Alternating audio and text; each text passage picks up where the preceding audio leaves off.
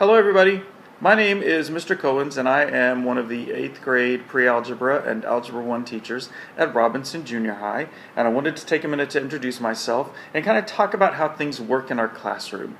This is my 20th year of teaching, woohoo! So we may do some celebrations throughout the year because 20 is a long time to do anything.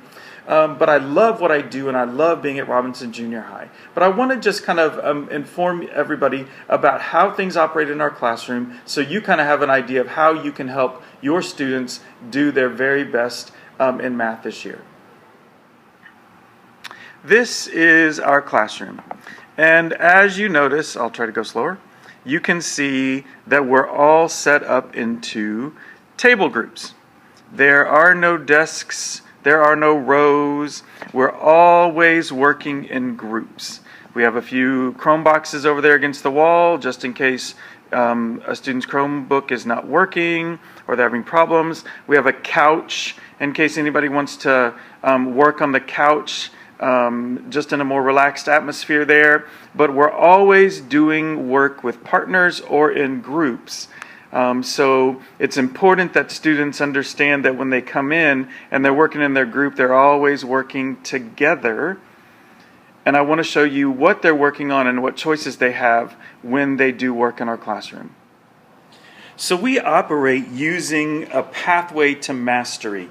This is a sometimes week, week and a half, sometimes 2-week long unit or part of a unit that teaches students new concepts, but also gives them opportunities along the way to use the skills that they're learning in lots of different ways to solidify their learning. I hope that all made sense. So I want to kind of break down the pathway for you so you kind of understand exactly what's there. Now you'll see at the top where we have some non-negotiable activities. So everything in this area right here and all of these items in here are non-negotiable. These are things the students have to do.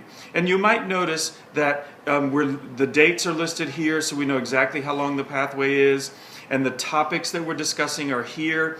And every lesson starts with a video. And students are supposed to watch the video. Typically the videos are made by me or one of the other math teachers, perhaps our intern, Miss Player.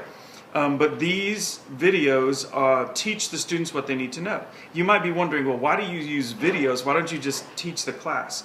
Because we found out over the years, this is the 7th year I've been doing things this way, that students don't always grasp the information at the same pace. So if we can do it in a video, one, it's a shortened amount of time that they can stop and start or rewind whenever they need to, and just in case they didn't get something the first time. When I'm teaching in front of a class and all I'm doing is teaching and they're taking notes, if they miss something, they have nothing to go back on. So the video allows them to get the information that they need and then rewatch it if they need to do it later. This works really, really well when kids are absent because the video is still there and they don't get behind. Everything that they need is still there. So in this case, we have a video and then they all come to math workshop. And in math workshop is when we make sure that they understand exactly what they watched in the video. And then there are other activities that are designed to help them solidify the learning. Now you'll see that the points that students can earn for the pathway are listed on the left-hand side. So when they watch that video and do the math workshop, they've got 30 points. Okay? And I'm going to come back to that in just a second. Now you'll notice in this area right here, this is called the separate grade. These are still non-negotiable, but these are the independent practices that students have to do to prove to us that they understand what they're doing. These are not part of the pathway score that you might see up here. The pathway score is everything that's in pink. These are a separate grade, the independent practices, and they have their score right here. So the independent practice grade comes directly from these things that are highlighted in blue.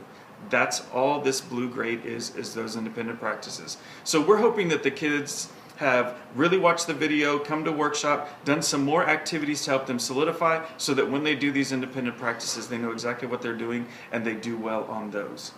The number of problems that they have to do are typically listed here. They don't always have to do all of them, because if I can see that a student knows the information in 5 problems, why make them do 15? Okay?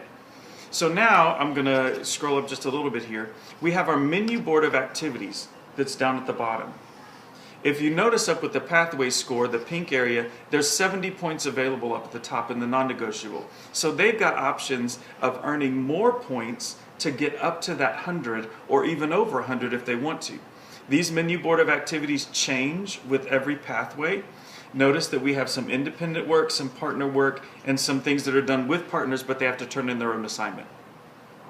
And each of these is worth a certain number of points. Students can choose which ones to do when. They can do them in different orders. It doesn't matter at all what order they do them in. Some of them can be done at home. We give them enough time in class, if they're using their time wisely, to get these things finished in class if they use their time wisely. I'm going to emphasize that again, if they use their time wisely. So from all of these menu board of activities and the non-negotiables, we get that first pathway score that's here, and you might see that if you look in Skyward. And then the second grade is the independent practice score. At the end of every pathway, we have what's called wrap-up day. Wrap-up day is the day that we turn in the pathway and we grade it together and we take a quiz. The quiz is one more grade that they earn for this pathway. So when they finish this pathway, they have 3 grades: the pathway score, the independent practice score, and a quiz grade. At the end of 1 or 2 pathways, depending on how long the unit is, then we take the unit test. You're probably wondering, if your student's not in algebra, what a pathway to mastery might look like for pre-algebra students. Well, this is the pre-algebra pathway to mastery, and you can see that they look almost exactly the same. Their format is laid out exactly the same.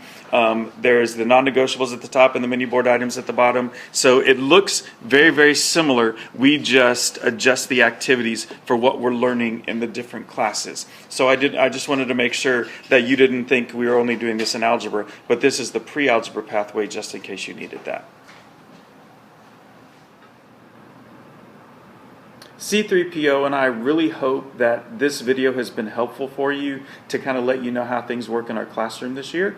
If you have any questions at all, please don't hesitate to ask. Because you've watched the video, and as a thank you for watching the video, I would like to give your student 20 tickets that they can spend in the classroom. So if you will reply to my email telling me that you watched the video, or send a note with your student with your signature that says you watched the video, I'll be glad to give them 20 tickets. Thanks for watching.